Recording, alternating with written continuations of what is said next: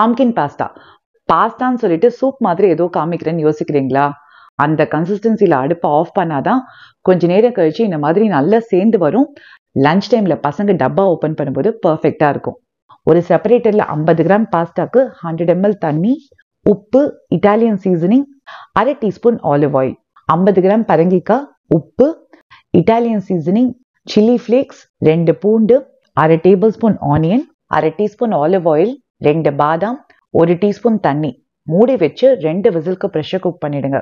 Depending on the type of pasta, sometimes வந்து சில pasta கம்ப்ளீட்டா குக் ஆகாது. அப்ப அந்த பாஸ்தாவை மட்டும் திருப்பிட்டு மூடி வச்சுடுங்க.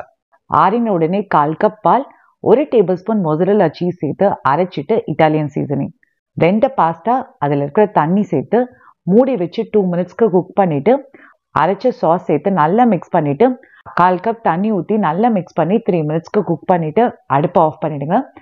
முன்னாடியே சொன்ன மாதிரி கொஞ்ச நேரத்தில் பர்ஃபெக்டான கன்சிஸ்டன்சியில் வந்துடும். ட்ரை பண்ணி பாருங்க.